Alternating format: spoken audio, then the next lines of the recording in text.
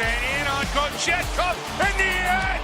Oh, Pyotr with a save on Ryan McLeod, who had the hat trick back in January here. Now this will deflect in. Kochetkov gambles and not able to find the back of the net. Opportunity for McLeod. Oh, gamble, and it pays off for Carolina barely. Blake centers it, and it stays out. Oh, what a save with the glove from Reimer. Oh, here's a chance. Worked in, then scored. Tuck, short-handed.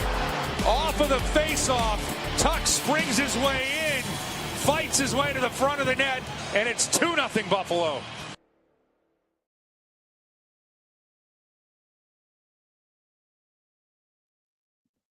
Well, hi, everyone. Welcome to the Canes Corner podcast. I am Adam Gold. Hope everything is well in your world. Hope it is better than it is in the world of Rod Brindamore right now. Woo! 3-0 Buffalo. Hurricanes offense on walkabout.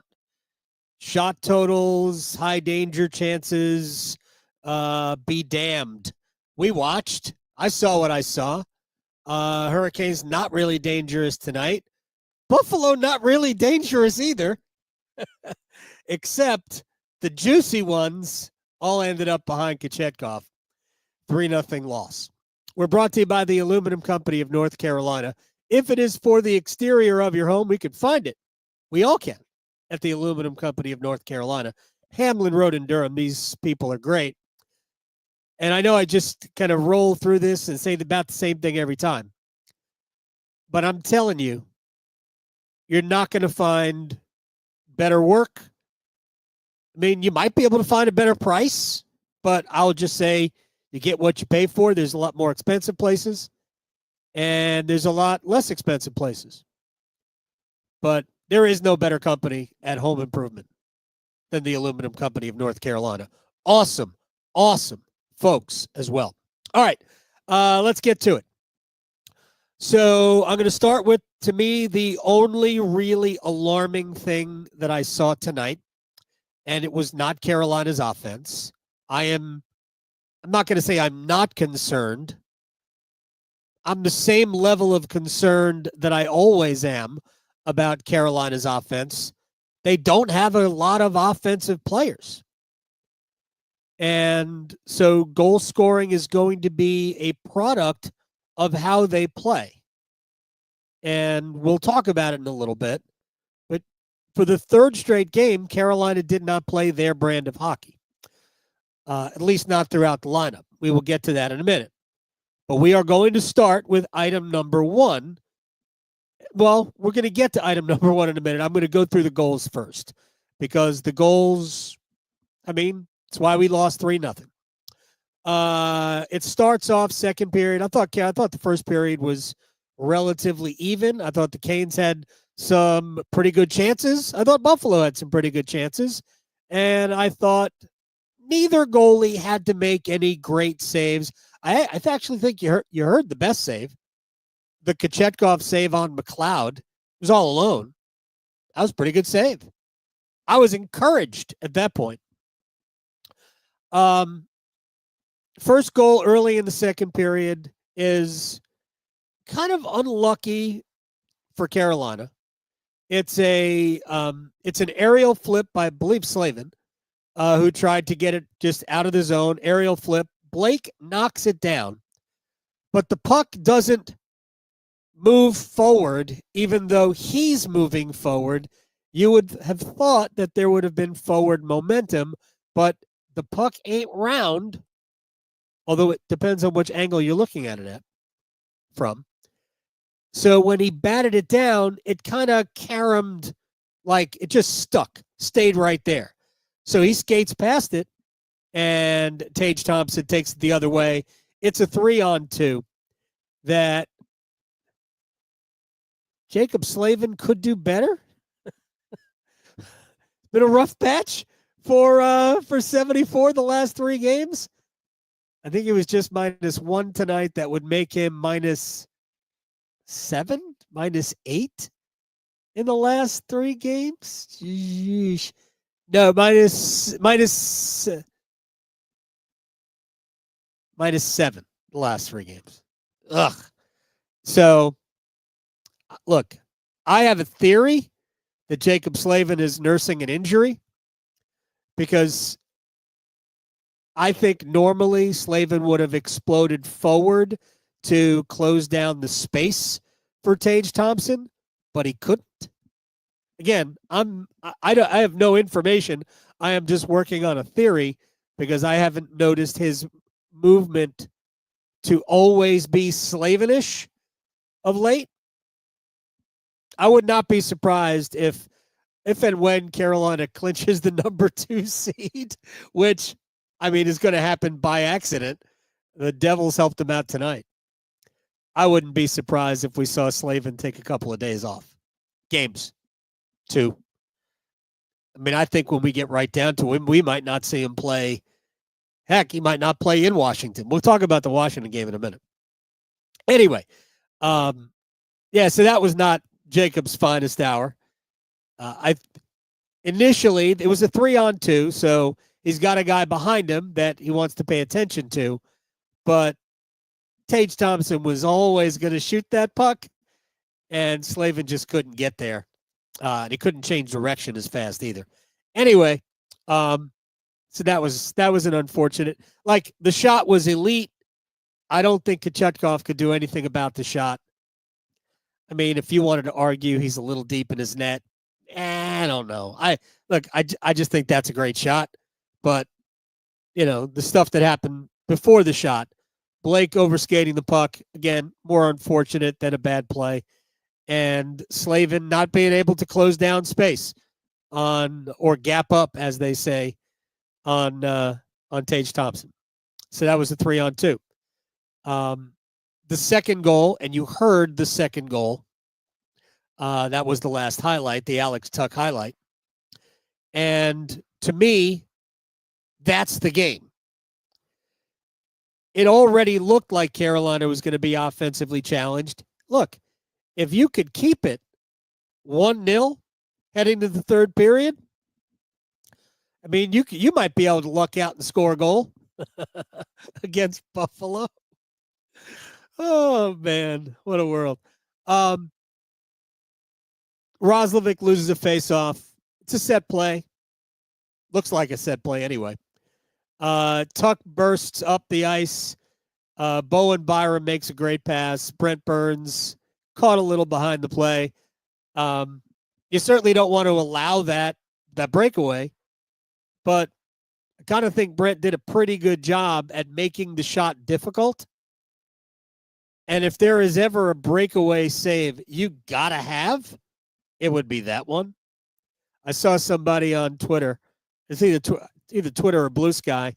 And there's just as much dumb on Blue Sky now anyway. So I'm not sure which one it was. And somebody said the shooter always has the advantage in a breakaway. Actually, no. I mean, not if you're looking at, like, percentages. If you're looking at it in terms of percentages, the shooter's got about I would say, no better than a 40% chance of scoring. So that doesn't seem like an advantage to me. But Kochetkov played that so poorly. I mean, Tuck really wasn't going to do much with it. He did the only thing he could do. He wasn't going to be able to elevate. Burns was bothering him enough. He just pushed it right through the pads. And that's just bad goaltending, flat out. If you want to bang Burns for allowing the situation, okay. I'm not arguing. He shouldn't have, but I think he recovered to defend it as well as you could have defended it without picking up a penalty. Although at that point, maybe you wanted a penalty, but at that point it would be a penalty shot. So maybe same difference. Anyway, and then the third goal, Jack Roslovic at the blue line along the wall. That puck has to get all the way into the corner. It doesn't. Gets knocked down by a defenseman. Defenseman does aerial flip. Worked for Buffalo when Slavin did it. And Hall makes kind of a soft play trying to get the puck out of the zone. He gets it stolen by Jack Quinn. He passes to J.J. Paterka. Kochetkov has no chance. So Roslovic and Hall combined to make the mistake on that goal. Those are your 3 goals. For me, Kochetkov has to get the second one. The others, I don't blame him for the goals. I got plenty of other things to be worried about Pyotr Kochetkov about, other than the 2 goals, other than the breakaway. So now let's get to issue 1, and that is Pyotr Kochetkov. Now, I'm not going to go as far as to say Carolina's goaltending is an issue because we don't know yet. I think we'll find out a little bit more Thursday in Washington. And again, we will talk about this game in a little bit. Because if Carolina gets a good start from Freddie Anderson, then you could go, okay, Boston game, blip on the radar screen, everything's okay. But if Freddie doesn't play well in Washington, we are back to like the first, all the games from when Freddie came back in January until we left for the Four Nations face-off, which was about 3 weeks. And then early, right after Four Nations, before Carolina got their, before suddenly Carolina's goaltending turned around.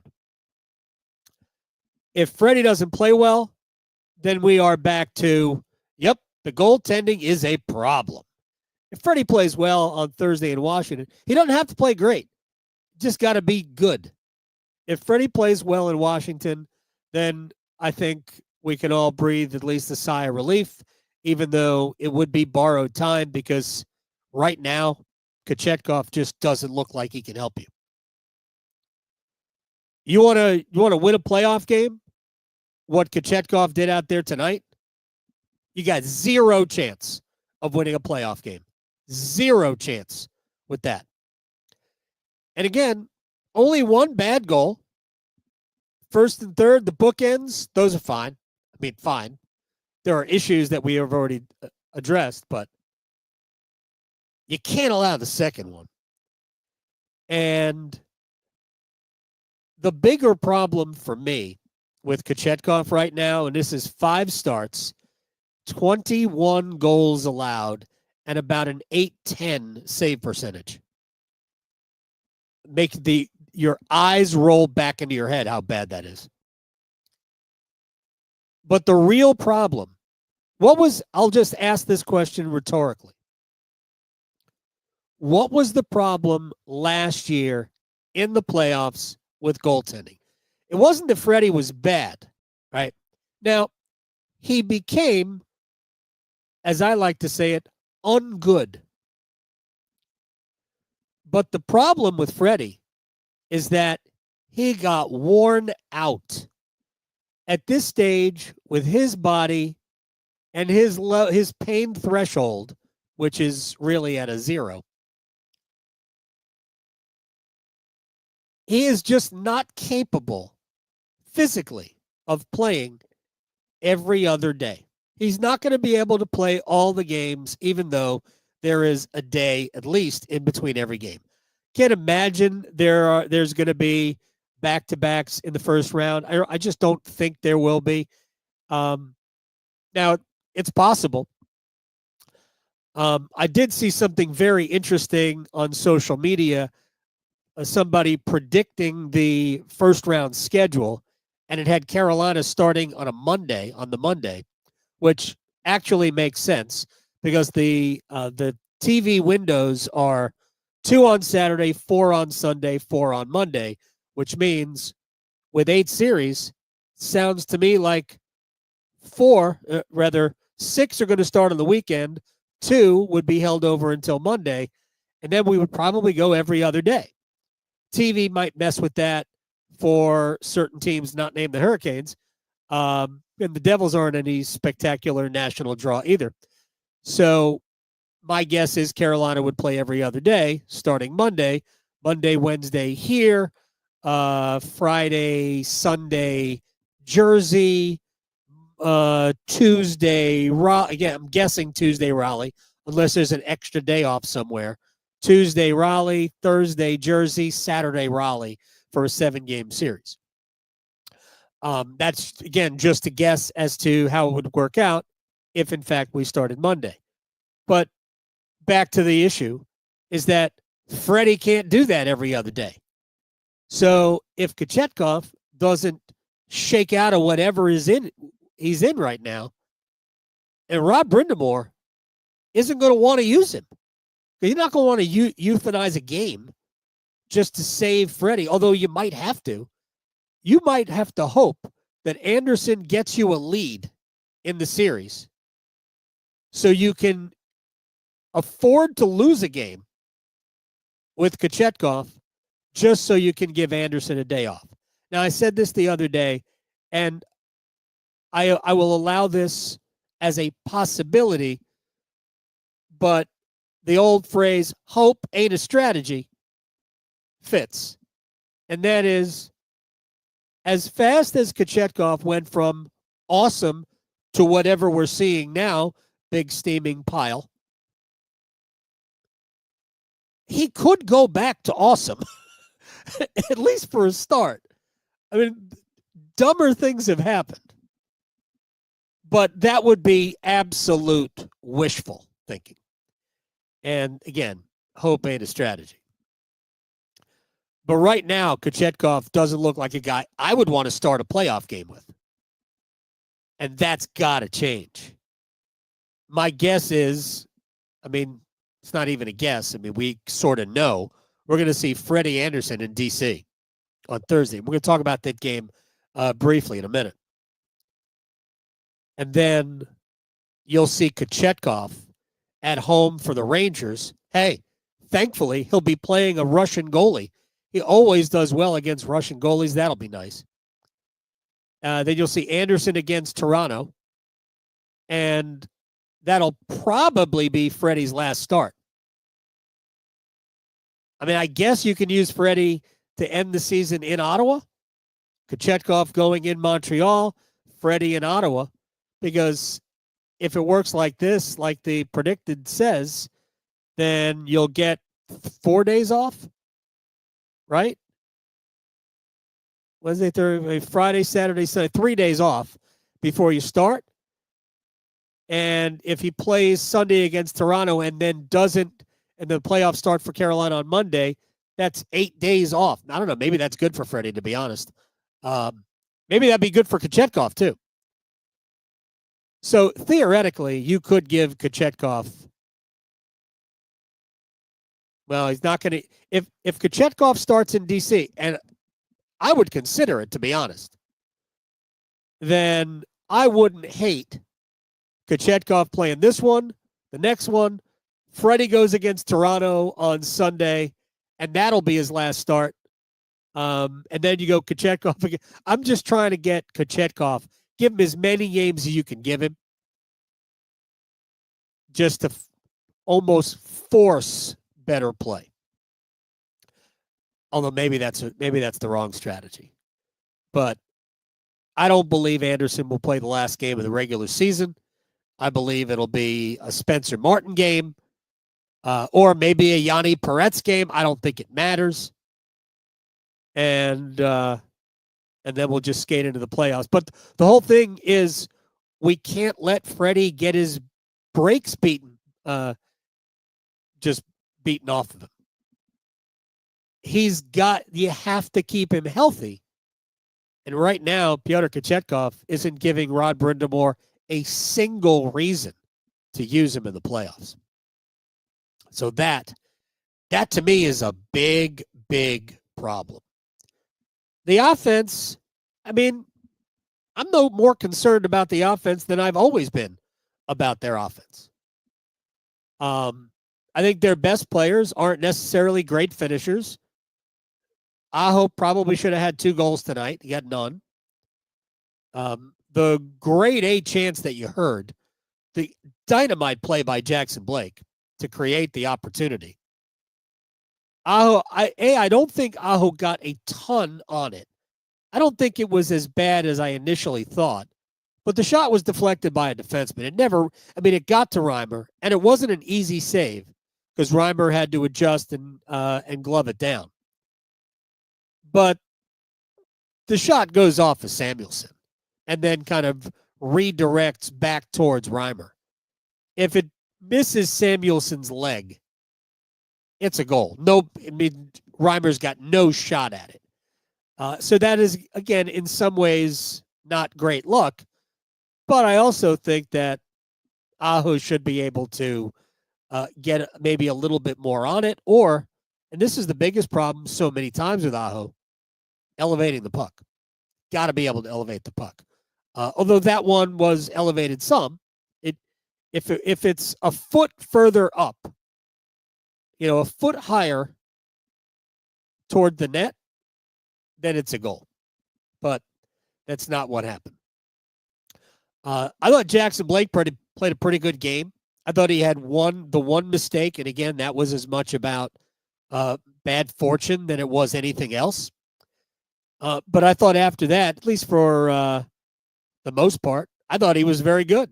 I thought he was noticeable when he had the puck. I thought his best period probably was the first period, but I thought he was good. And I thought Carolina was better in the first period than Buffalo, although kind of close because they didn't generate a lot of grade A scoring chances. But I thought they were the more noticeable team in terms of aggression in the first period. But they didn't score any goals, so you don't really get to claim a moral victory there. That is unfortunate. But I thought they were good. As a line, they were pretty good. I do think, though, that this is why I always say that relying on analytics and charts and things like this, I am in no way saying that they don't have value. They have great value. They are a great tool to understand the game. All of those things. The hockey, I don't want to call them report cards, but game cards that you see out there, like, negative impact, positive impact. They give you every play, offense, defense, blah, blah, blah. All that stuff helps. All of it. But I don't need those cards. I don't even know what those cards would say.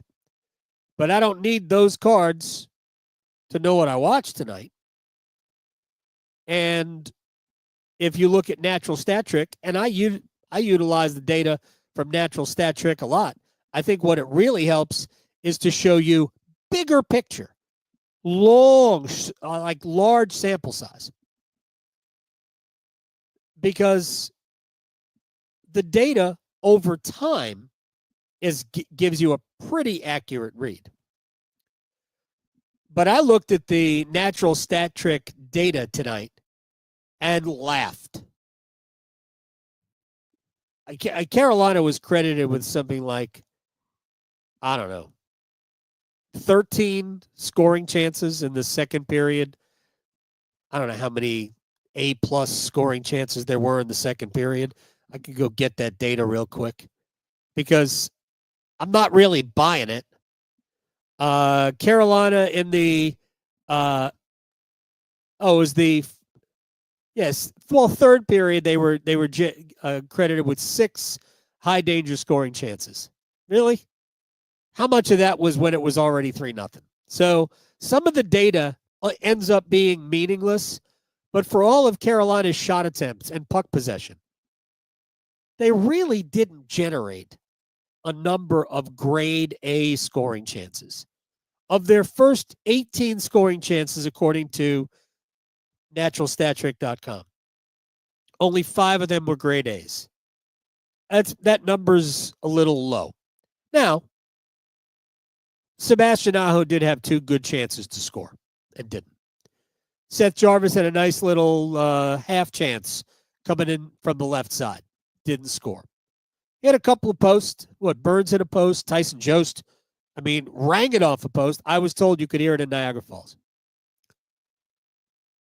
So Carolina did have some chances. Yeah, but they weren't all over it. I don't think they made James Reimer work super hard. So And here's the problem with me for Carolina's offense. I believe their best line tonight, even though Aho, Blake, and Jarvis generated the most scoring chances. I think their best line was Jankowski, Robinson, and Jost. I thought that was the line that played like the Carolina Hurricanes. That was the forechecking line. That was the cause chaos line. Aho, Blake, and Jarvis were good, but only one line really played like Carolina wants to play, like Rod wants them to play. So there's been a lot of talk about we have to get back to playing the way we play. Yeah, you do. And that's got to happen soon. One more thing, and then we'll get to the game on Thursday in Washington. I've referenced this before in this pod. Jaccob, Slavin, and Brent Burns having a rough go of it of late. Like, to varying degrees. Slavin is an elite defensive defenseman. Burns is not an elite defensive defenseman. But when Burns isn't giving the puck away, I think he's been good. And for the most part, he hasn't been giving the puck away in glaring areas. Tonight, the only thing he did wrong, theoretically, was allowing Alex Tuch to get the jump on him up the ice while Carolina was on the power play.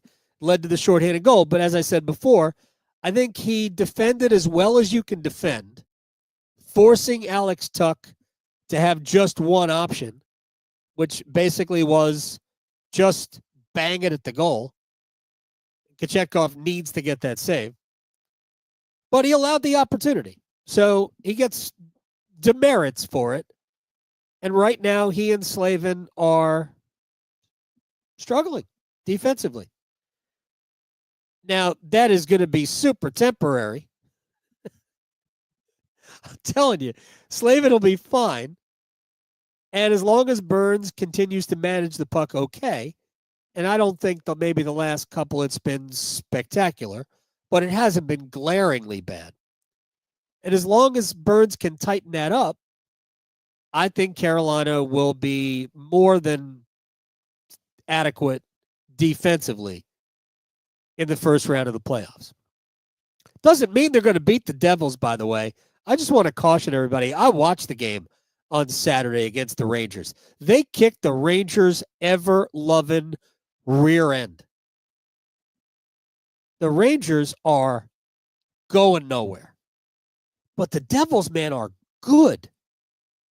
I know they don't have Jack Hughes, and right now they don't have Dougie Hamilton, which I might argue is a plus. But, man, are they good. So many good players. Nico Hischier is excellent. Absolutely excellent. They have a nice team. I think they're a fun team to watch. It's always fun to watch Brett Pesce play, but so that's going to be a very, very hard series when Carolina gets there. So we need Slavin and Burns to get back to what they're supposed to be doing, and that is shutting teams down. All right, very quickly, this will be our last item. Man, is Thursday going to be a scene. Capitals ain't playing worth a damn. The Hurricanes right now ain't playing worth a damn. You're going to have two angry teams based on the way they have been playing. Then you throw in the fact that neither team is playing for anything at this point. Carolina's not catching Washington. The Devils aren't catching Carolina. There is nothing to play for either team. The only thing the Hurricanes have possibly to play for would be, man, if you can finish ahead of Toronto, because you're basically both at the same, the same number of games left. Toronto's got a 2-point lead, but you get them on, Lenovo Center ice on Sunday. If you win that game, it's the proverbial 4-point game. You pull even. Like, you got a chance to finish ahead of Toronto. So But there really isn't much to play for the rest of the way. You're playing for health, which brings me to the game against the Capitals, which could be hazardous to that health. Washington, pissed off at 5-1, started taking liberties. There are a lot of ways to handle those end-of-game situations. And in many cases, the culture of hockey says, you're going to beat us, but we're going to make you remember how mad we were by trying to do what Washington tried to do, which was essentially pick fights all over the ice. Thursday, with nothing at all, for the most part, on the line. If Washington's still mad about it, Carolina is going to be taking some risk. They cannot afford to lose Aho, Jarvis, Blake, Hall. Cannot afford to lose any of their best offensive players. So, and I don't think you can purposely, I mean, you could, but it would be a terrible PR move if Aho's resting and not playing in this game. Jarvis is resting and not playing in this game. I mean, I wouldn't be against not playing them because I think Washington is going to be a dirty team on Thursday. I'm convinced of it. Carolina might just have to deal with it. I don't know. But I think Thursday could be a spicy affair with Washington being so mad for the way the game played out here. So I don't know who the referees are going to be. It would be nice if the referees, and I'm sure they know ahead of time, know what's at stake for these two teams. Nothing. Know what happened the last time. Spicy. I would anticipate it being worse or better, depending on your point of view, this time. And if I'm the Hurricanes, if I'm Rod Brindamore, I really don't want any part of that. So, look out for Thursday. Andrei Svechnikov and Jordan Staal returned to the lineup today.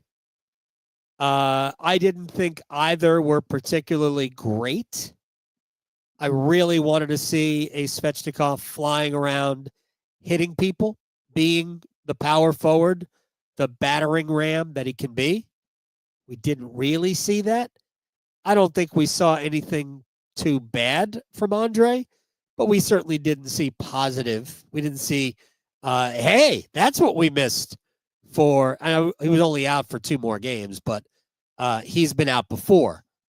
Still, man, we got 5 games left to get Andrei up to speed. Needs to be better.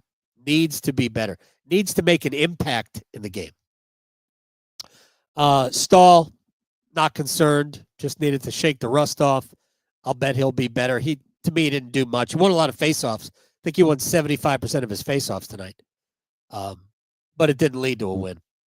So, and that'll do it for us. I am Adam Gold. Please do me a favor. If you are already a subscriber, if you've already hit like or whatever it is you hit to make your presence felt in this online community of Hurricanes fans. And by the way, shouts to Huntington, West Virginia, Australia, Cali, Caniacs checking in. So do all of those things. Tell your friends. Tell your fellow Caniacs who might not know about it. Yeah, join us. Why don't you? The playoffs are fun. So hopefully the Hurricanes will go into the playoffs on a bit of a high note. There are 5 games left. 5 games left. Be interested to see what happens when William Carrier comes back. And that could be very soon. Might be one of the games in the homestand, right? All right, we're brought to you by the Aluminum Company of North Carolina. If it is for the exterior of your home, you can find it at the Aluminum Company of North Carolina on Hamlin Road in Durham. No place like it. Sammy Hanna and his crew, they do a great job. You should check them out. Again, I've told you this before. There is no better place for your home's exterior improvements than the Aluminum Company. AluminumCompany.com. Canes and Caps on Thursday. Put on your boxing gloves. It's going to get crazy. I will see you then. I am Adam. Thanks for joining us on the Canes Corner podcast. Good night.